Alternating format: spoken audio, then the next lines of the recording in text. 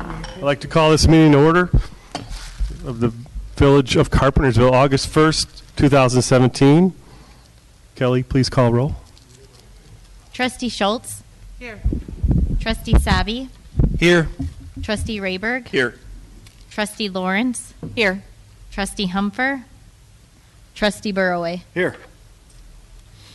And thank you, President Kelly. Skillman. I'm here. Thank you.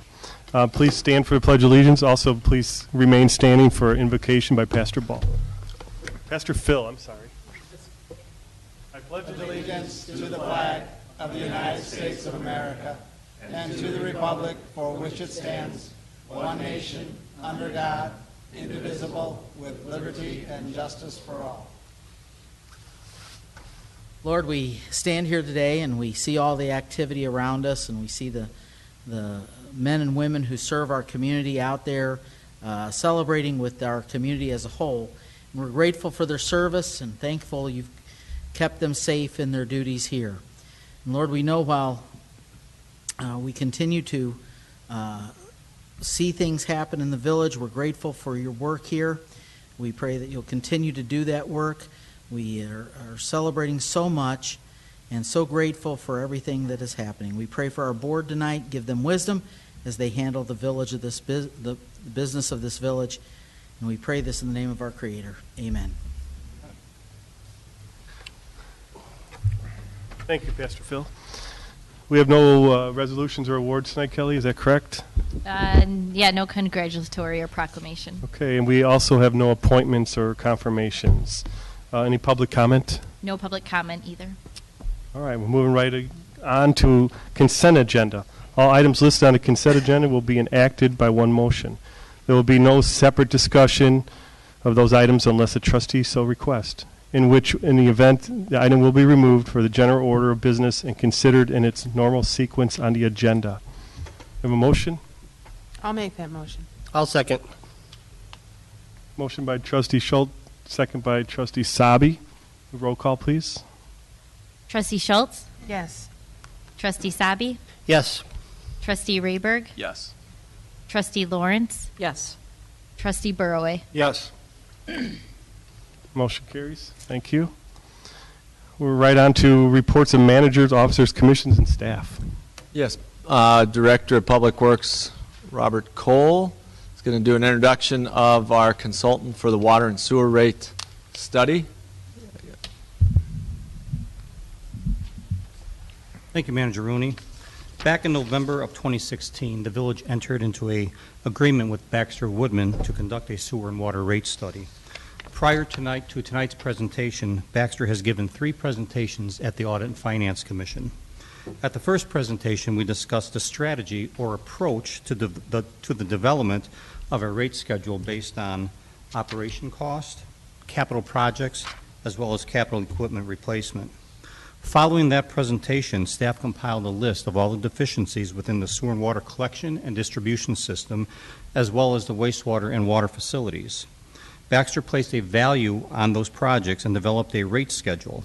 And it's important to note that our position has always been to remain flexible, extend the projects out as far as we can go, 5 years, 8 years, 10 years, so that the rates aren't that large and impact our residents. The second presentation, Baxter presented the value of those projects and the rates needed to support them. Taking direction from Manager Rooney, staff prioritized the projects, keeping a $5 million cap or limit on all of the projects. The third presentation, the projects were discussed at length with the Commission. Direction was given to staff and Baxter to provide the Village Board an update on the details of the study. And tonight, Carolyn Greaves and Jim Sparber will do their presentation.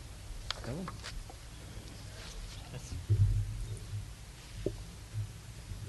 Good evening, and thank you for the opportunity to come here and present our current status of the rate study. As Bob has indicated, we've been working through this process here for quite some time, and right now we're going to present to you where we're at with the study. And with that, we'll start out with talking a little bit about what your users look like in terms of what the average or typical user in your system how much water do they use. So when you're talking to someone on the street, this is going to give you an idea of what they're probably, how much water they're using, so how much money they're going to be paying for their bill. What we did was take, if I can get my pointer working here, there it is. We graphed the number of bills that were issued against the number of gallons, and as you can see, these three kind of gold bars in the middle are what the majority of the users, the majority of the bills that are put out, the majority of the users are actually consuming it on a 2-month period. So it's somewhere between 6,000 to 9,000 gallons a month, or excuse me, every 2 months on your billing cycle. One of the driving factors as far as what your revenues are going to be for the system is going to be the water usage. So how much water is being consumed. And what we've done here is graph the historical water usage with 2014, 15, and 16 shown in blue, and then our projections for 2017 through 2021 extending out. As you can see, the usage is going down. That's a trend throughout the Chicagoland area. We don't have a definitive answer as to why that trend is occurring, but it is typical of communities throughout the Chicagoland region. So at some point it will bottom out. I don't know when that will be, but at this time we're assuming on a conservative basis, we're assuming that it'll continue to go down over the next several years. Okay, so what do your rates currently look like compared to neighboring communities? It's always good to get an idea of where you stand amongst your peer communities. So what we've got here on this slide, at the very top, if we take all these various communities that are similar in nature, geographically in size and so forth, to what you are, the average bill for 2 months is $96. If you average out all those communities, as you can see, you're right here in the middle. Your current rate is $96, so you're actually right at the average rate amongst all those peer communities. Now, I will warn you that it's difficult to make a direct comparison from one community to the next because some communities have different processes and may be in a different place in their life cycle of their infrastructure. So maybe they have undertaken a large capital improvement project which would drive their rates up. Or maybe they've deferred or delayed those improvements, which is suppressing their rates. And at some point, they're going to have to come around and raise their rates because they're going to have to do some capital improvements in the future. With that, I will turn it over to Carolyn, and she can talk a little bit about the capital projects. Good evening, everybody. Like Bob had mentioned at the start of this, we had started with a big list of projects. We kind of listed out everything that we thought the village needed in the future. And then with the direction of the manager and Bob, we started to look at prioritizing that list. So what I'm going to share with you today is just that priority list, those top tier projects that we are recommending for the next few years here. But if you do 3 years, thank you for clarifying. If you do have any questions or want to go into these in any more detail, just give me a shout. I'm going to go through them on kind of a high level.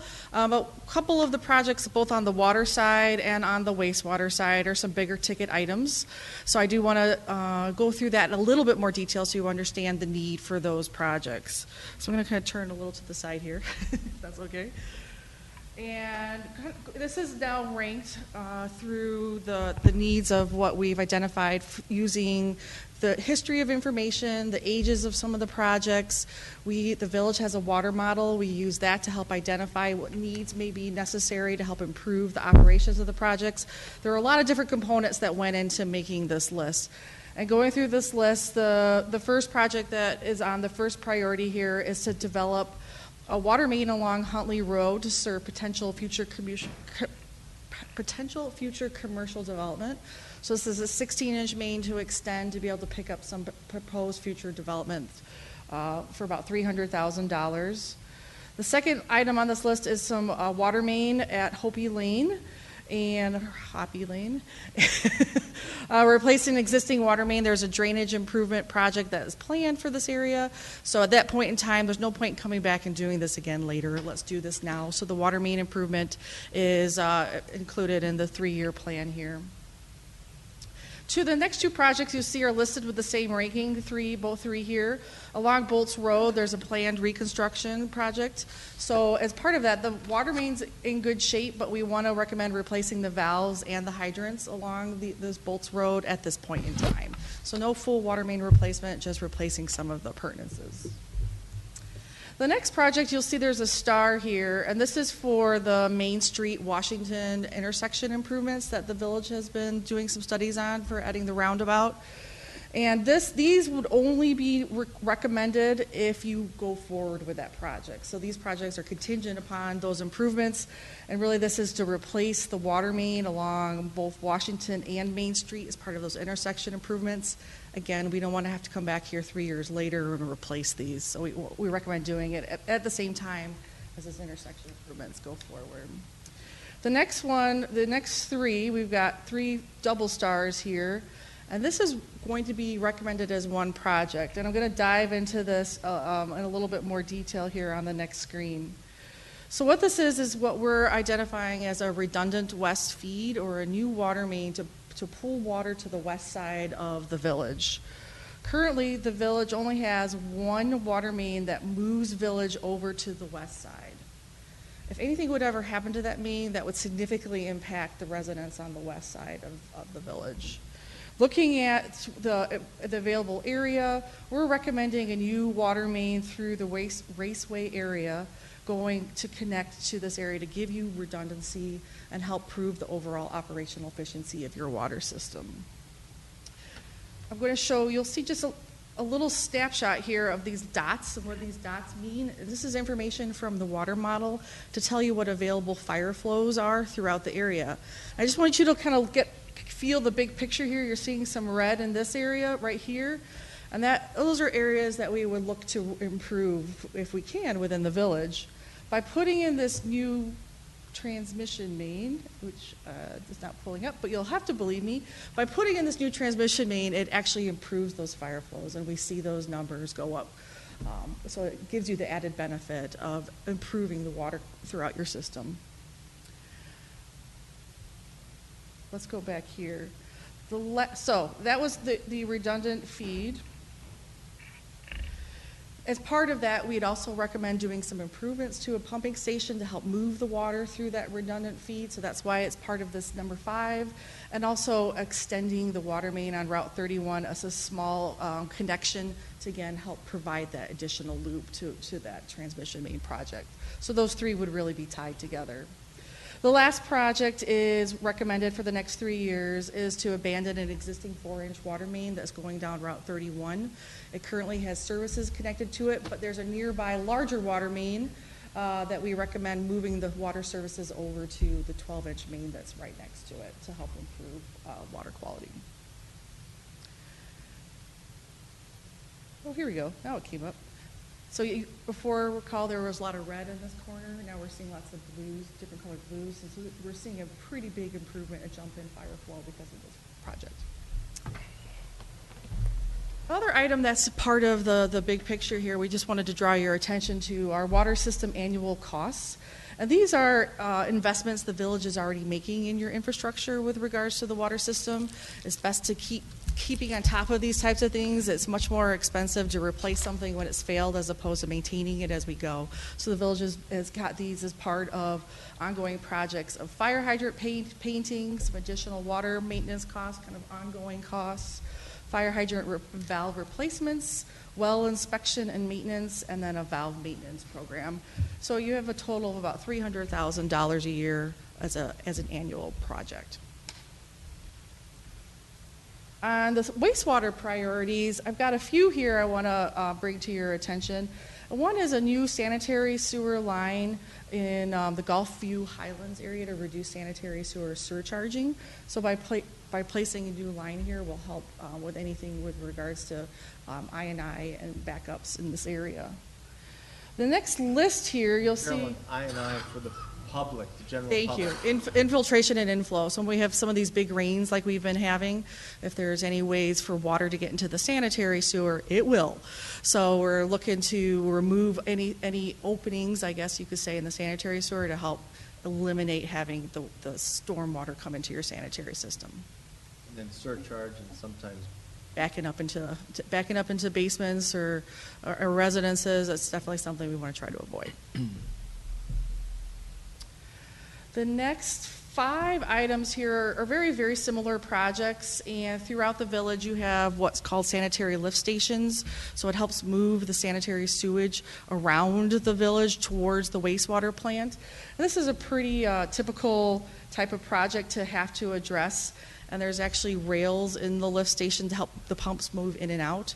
And it just is a very, as you could imagine, a corrosive environment in those lift stations, and those rails do fail on occasion. So we're looking to recommend replacing those so we can get better access to those pumps and make sure they're in good working order for the village. The next project here is for the digestion system.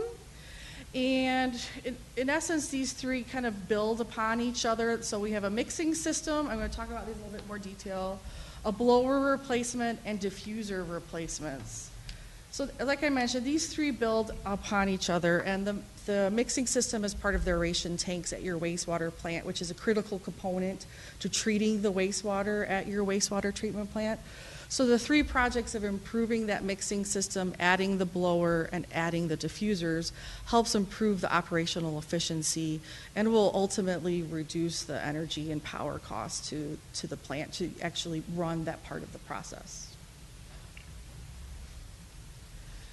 And then the last recommendation on the wastewater side is to line the 8-inch, 10-inch, and 12-inch sanitary sewer along Hoppy Lane. For some improvements. Sanitary sewer lining is something the village does quite frequently, and if you don't need to upgrade or change the size of a sanitary sewer, a lining project is a very effective way to use money to improve the project. So that's the last recommendation on the wastewater side. Now, similar to the water system, the sanitary system needs some annual costs, annual projects, and the village does have an annual program for sanitary sewer lining and manhole lining, and points are selected as needed every year. The village and the public works identifies those priorities. A line item for pump replacements at the wastewater plant, and then pump inspection and maintenance throughout the village, some of those lift stations. So you're looking at a similar annual cost of the water, about $290,000 a year. So that's incorporated into your total costs here. So where does that bring us? It brings us to a total here of just under $5 million between both the water and wastewater in terms of recommended capital improvements over the next 3 years. So with that, I'll hand it back to Jim. Thank you. Okay, so as Carolyn outlined the projects for the next 3 years, the next question then is what does that mean in terms of rates, and what do we have to do in order to generate the revenue to support not only ongoing operations of the system but also those capital improvements that have been identified. So there's a lot of information on this graphic here, so we'll just kind of walk through it. On the left-hand side, these are a scale that shows the dollar values here. So for these next couple items that we'll talk about, the first item is the revenues. The revenue line is represented by the green line here. So this is what we're projecting we would get in revenues based on some increases in rates, which we'll talk about in just a minute. So the green line is the revenue line. The black line above it is the expense line, which, as you'll note, the expenses are more than the revenues, and we'll talk about how that plays out in just a minute as well. The blue bars, the up and down bars that you see here, those represent the fund balance. So currently the fund balance, the water and sewer fund, is a little over $8 million. The gold line at the bottom here is the recommended reserve balance, which is about 25% of your operating cost. So as you can see, there's some surplus funds here available above the reserve balance that can be used to fund some of these capital improvements. So a lot of the capital improvements that we would be looking at would be using up the balance of the fund balance. So we dropped from $8 million in the fiscal year 2017 down to a little under $6 million in fiscal year 2020. So that still leaves some fund balance available for future projects and so forth, but we are significantly diminishing that fund balance under the projected expenses and capital projects. Now, the last line to talk about on this graph is the blue line, and the scale for the blue line is on the right-hand side, and that's the cost per 1,000 gallons for water and sewer service combined. So currently, the residents of the users of the system are paying $10.64 per 1,000 gallons for water and sewer both combined. So we're projecting a 3% annual increase, and that would go from $10.64 up to $11.63 over that 3-year period. Okay, any questions on that before we move on this? So a net increase of $1, about $1 per 1,000? Per 1,000 gallons. It's, roughly $1 per 1,000 gallons. Okay. So the average user is somewhere between 7,000 and 9,000, so every bill would go up by about $7 to $9. At year 3. At year 3, correct. All right. Okay, so just to give you a feel for what that means, and maybe you can kind of identify with one of these bills that is what your household is paying. So we've got a couple of different types of users here. These are all residential rates. So a minimum user currently paying about $44.06 on a 2-month period. That includes the garbage and availability charge, which is something we didn't talk about. The rates per 1,000 gallons, we're projecting an increase in those, but the availability charge would stay flat, so no change in those. So the minimum user would see an average monthly increase of about 31 cents in their bill, so not a significant increase.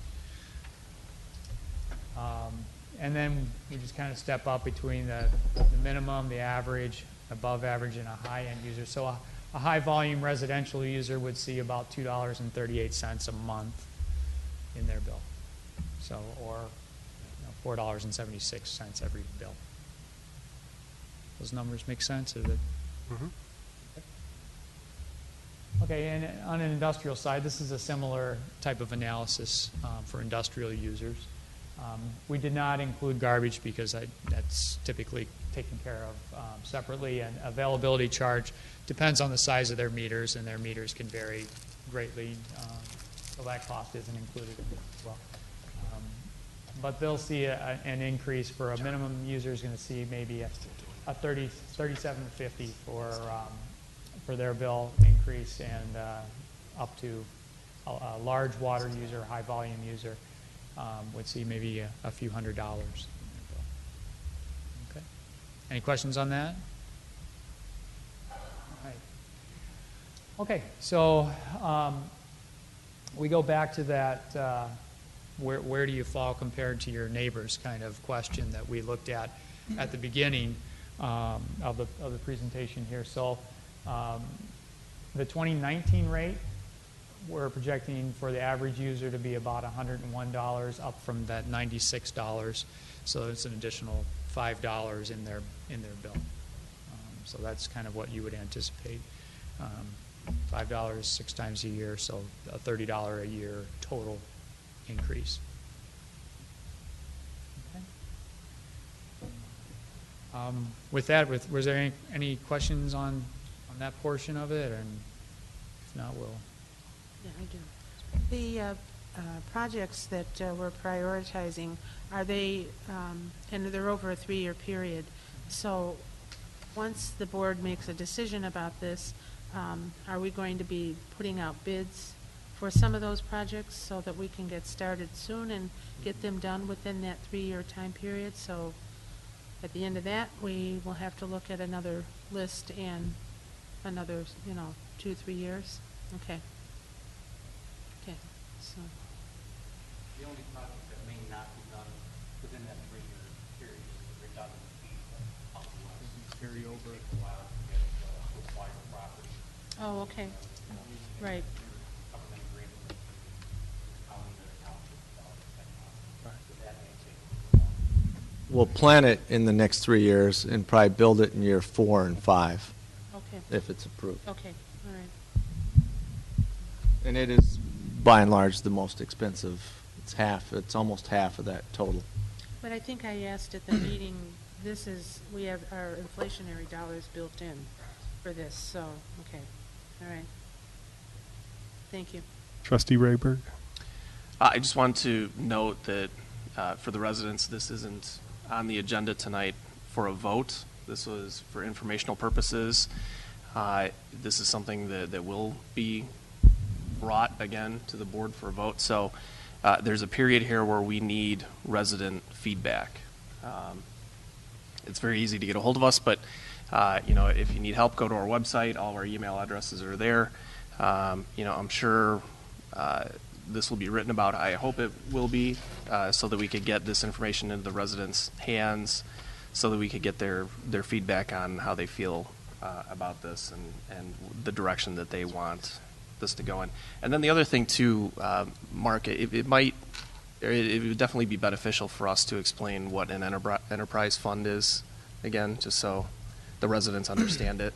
Unlike the rest of the general fund, the enterprise funds, sewer and water, are based on more of a business accounting function. And they're supposed to be self-sufficient on the fees that are charged. So the bills that you pay for the water and sewer, both as residents and business, operate without property tax input.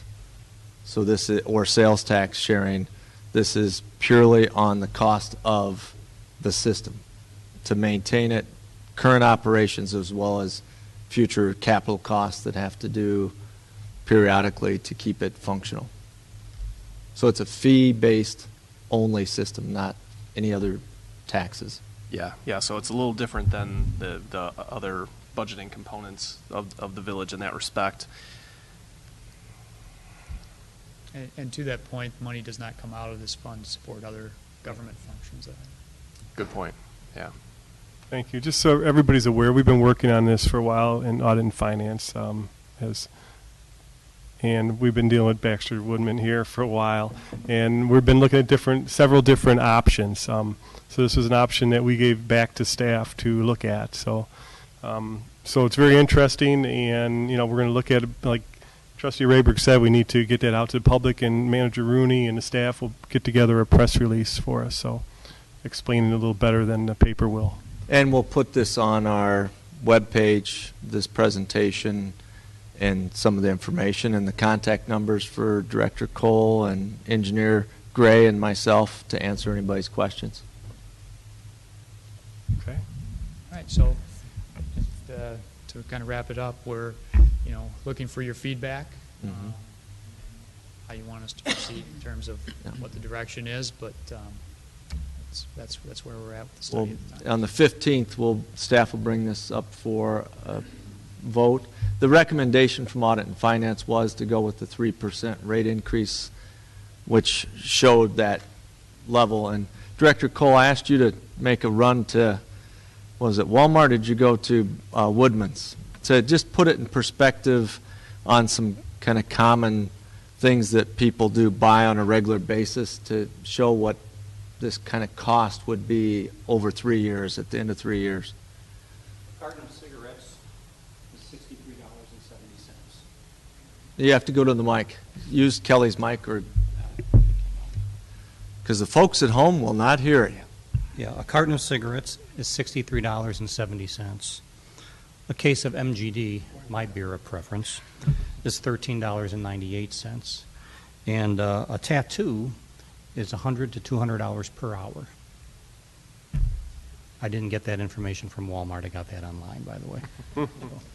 But at the end, the change for an annual basis at the year 2019, other than the beer, it's significantly below all those other items. But we just wanted to give, it'd be like 2 cases of beer of Bob's preference at today's rate at Walmart. So just to give people kind of a benchmark, what does that really mean in my buying power and something that they normally buy? Yeah, it's just, it's coming right on the heels of what I would consider to be a devastating tax increase from the state of Illinois. So we lost a lot of cases of beer in the last couple of months. And I would rethink the options that were given in that presentation, like painting of fire hydrants. I think after all of us got our assessments this week, this would be very hurtful on top of that. So I would revisit that list.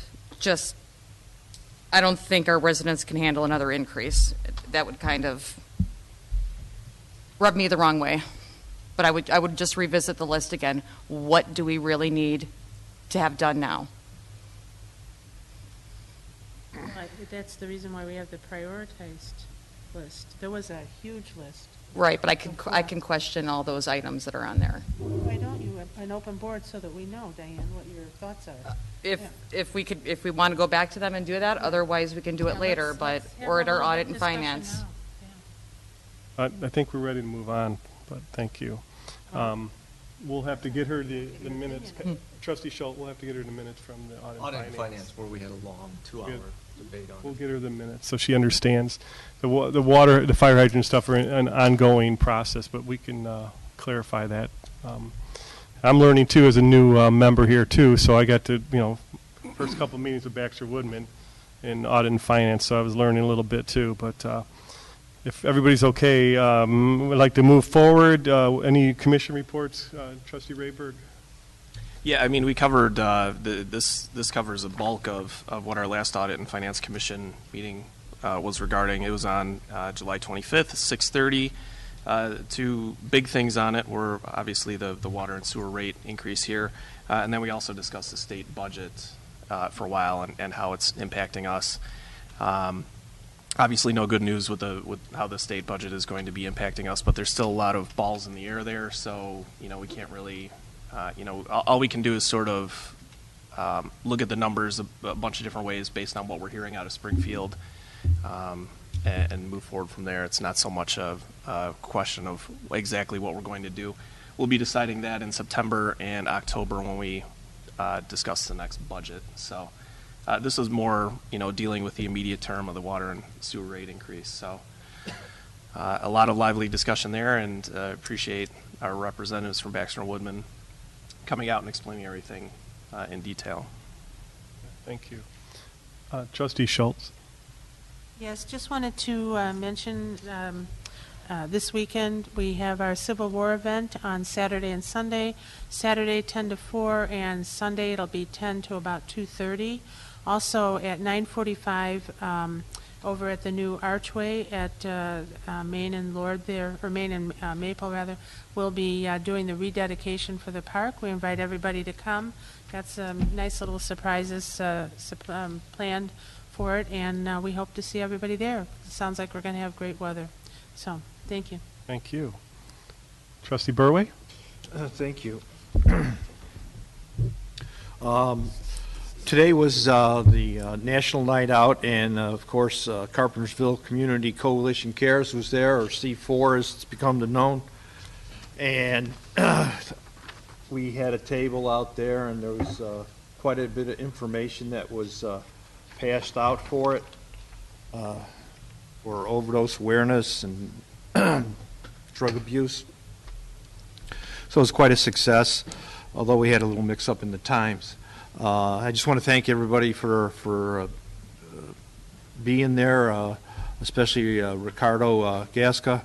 He's a representative of this committee, or this coalition, and of the Ren Center. And he had materials and pamphlets to pass out, and it was a good showing. It was a good turn, so we did well there. I just wanted to bring something else up too about that on as we it was passed on the consent agenda. We're going to be holding a Jason Too Soon, which is part of C4. We're going to be holding a overdose awareness seminar or get together vigil out here in front of the Village Hall to promote the idea of drug abuse, and C4 will be there. It's a candlelight vigil that we talk about grief counseling and things like that for the families of overdose victims. So it's an important event, August 31st, start about 7 o'clock. And let's see, what else? Jelke's Creek Fox River Watershed Coalition, the next meeting is on 8/14. And I hope the letter that we wrote to the powers that be for the Keith Andrews Creek, did you provide the letter, Bob, or did Ed do that? Okay. So hopefully we'll get the grant money for that with the Jelke's Creek watershed help. And that's all. Thank you. Thank you. We will have a proclamation on at the village board meeting August 16th for that too. So we'll remind residents again. Okay. Okay. Thank you for your report. Excuse me. August 15th it will be. Okay. 15th. We have a 16th. Sorry. My bad. No problem. All right. Moving forward, Kelly. Any old business? None. None. Okay. We're going to move on to new business. I would like to entertain a motion in consideration of an ordinance amending Title 16 of the Carpentersville Municipal Code as amended regarding an automobile body repair and painting shop. I'd like to introduce John Spalanka. He is here as the senior the planner. motion to Oh, I'm approve. sorry. Motion to approve. I'll second. Too Jeff? excited. Trustee Sabi and Trustee Burway second. All in favor? Aye. Now we can discuss. Hold on. We're going to watch a presentation first. Sorry. Yeah. Presentation. Okay. John Spalanka is here from our senior planner, and to kind of go over the way this went through the Zoning Board of Appeals and the staff recommendation, because it's a little more unique than our normal business application before the board. So, John? Sure. So for the benefit of the public, I'll explain a little bit about zoning. The village has different types of zoning districts. We have residential districts, which everybody understands where housing is allowed, but we also have commercial districts, which are generally retail and services, and we have industrial districts where people manufacture and warehouse and the like. We received a request from the owner of the Spring Hill Marketplace Shopping Center, which is where the Big Lots is located on Route 31, and they've got an agreement to locate a Mako auto body repair and painting facility in that building. Mako is a big franchise. Everybody kind of knows what a Mako is. But in our current code, we allow auto repair with a special use permit in commercial districts. And then industrial districts, auto repair plus body repair and painting.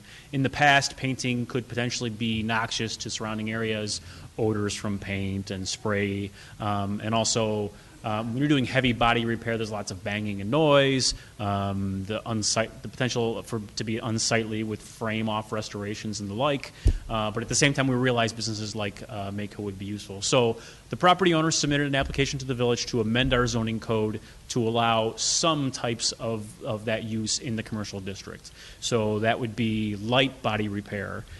So basically just unscrewing bolts and putting a new panel on. And then also to allow painting as well. The painting industry has changed with some light regulation about requiring control over noise and odors. We feel that these uses would be appropriate in the commercial zoning district. Keep in mind, these, just the same as any kind of other auto repair business, it still would require approval of a special use permit, which means that if you decide to amend the text as it's proposed here, any new business would still have to go before a public hearing at the Planning and Zoning Commission and come before you before they could operate. The same as any other auto repair business right now. So it went through the Planning and Zoning Commission. They unanimously recommended approval of this text amendment. And if you have any questions, the property owners are here. Well, John, where at in the shopping center? Are they going to locate?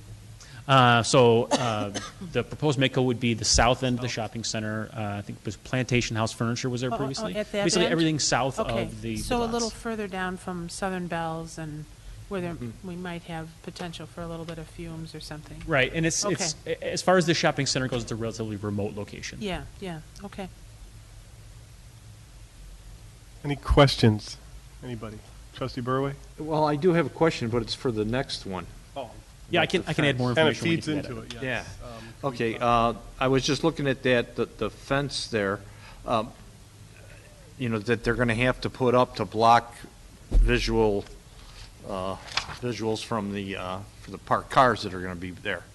One question was, that I had, is there enough parking back there for their needs? I mean, it doesn't look like it's from the drawing, I can't tell. Right, yeah, it's not included in your report, that level of detail, but the business owner has indicated that's sufficient for their use.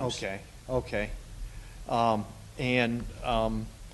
Will that interfere with the Big Lots loading dock? We brought up that same question, and so the property owner is signing an agreement to make sure that Big Lots has access through that area. They'll have the code to the gate so they can get through whenever they need to. Oh, to get their trucks in. Yep. Okay. That's the questions I had. I was just wondering. That's a good point. Thank you bringing that up, because their I- loading dock is right there. Yeah. Trustee Schultz. Jen, so downwind, I mean, we have some housing at the end of the hill. So do you think there's any impact there ultimately? So through the requirements of the Mako franchise, they will be using media filters to filter the exhaust. Okay. If I remember correctly, they're 98% efficient. Okay. So staff is not concerned about the odors. So do we have the ability to go and inspect that now and then? Absolutely. We do? Okay. And in fact, this text amendment says that additional filters can be required by the community development director. Okay. All right, thank you. We currently have in our code requirements for noxious fumes and things of that nature. So if this, anything still applies that, based on our existing code in that regard. Okay. Thank you, Mr. Huber. Thank you.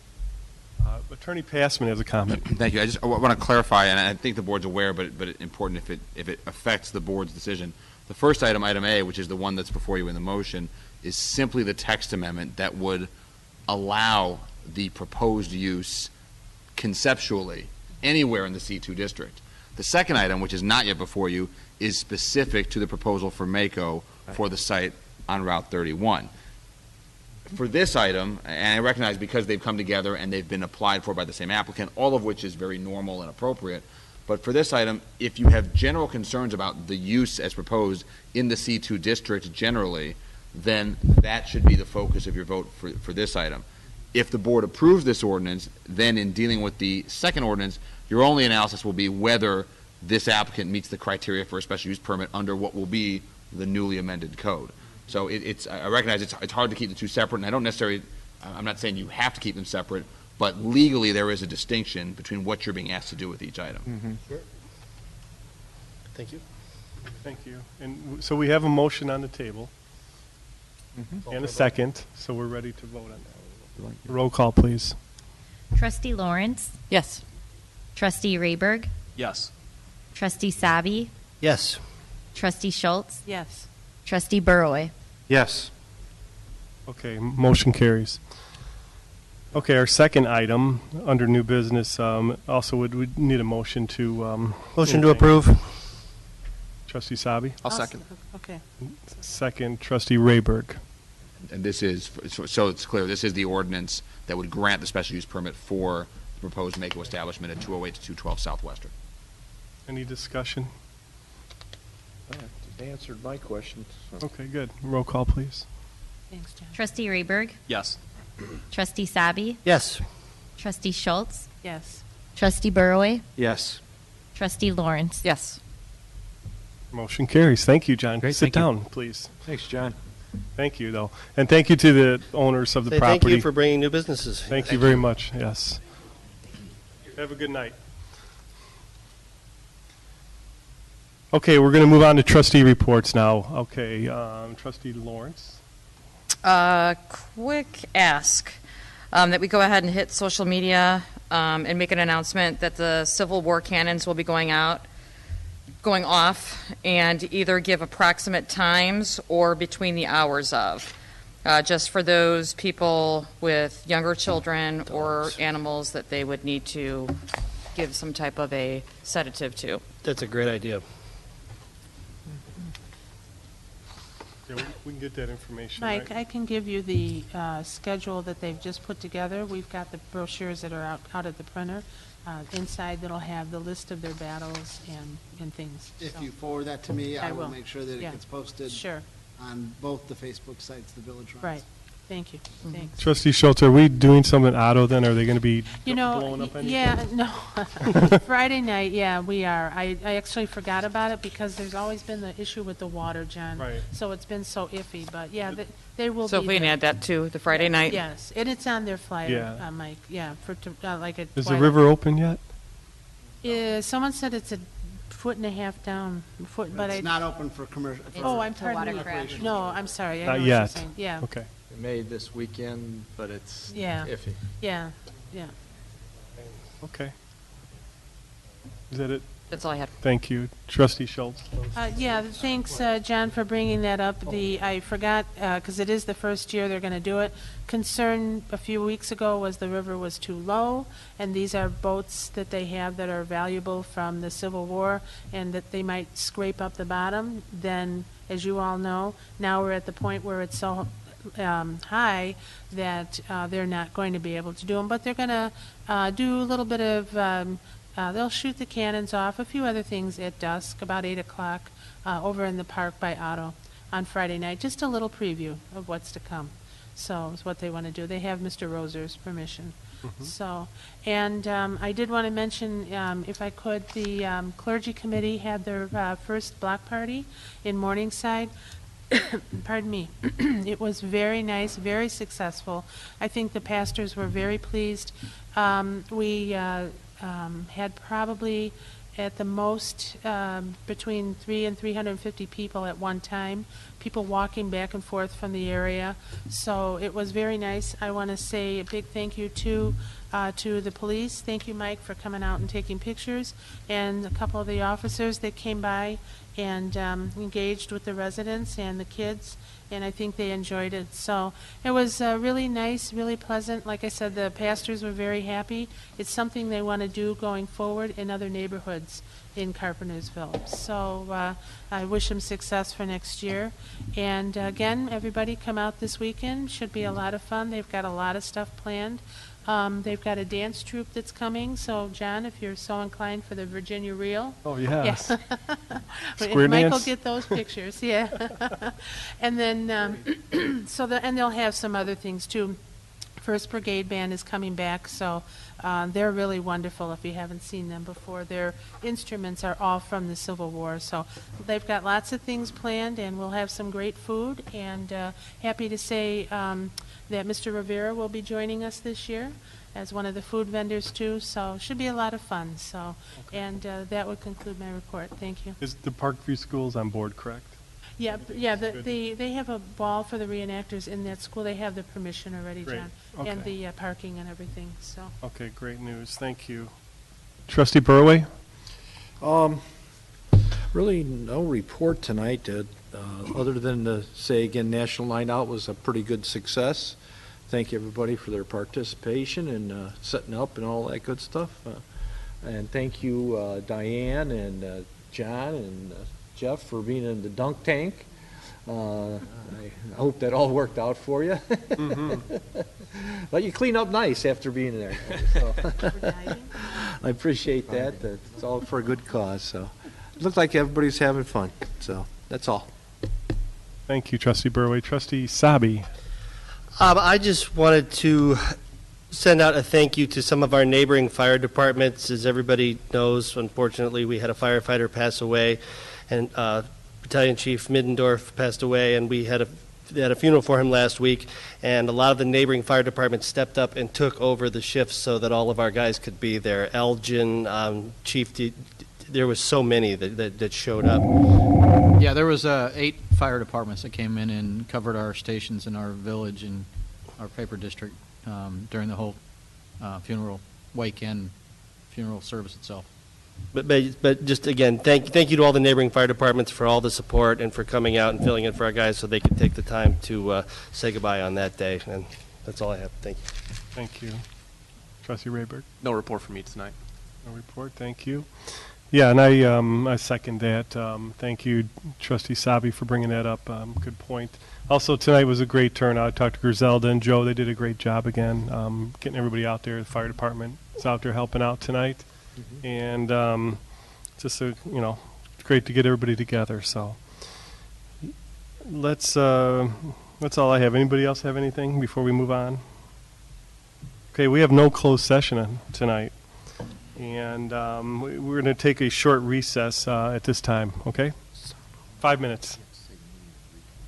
The meeting will reconvene then upstairs. I'm sorry, in the conference room.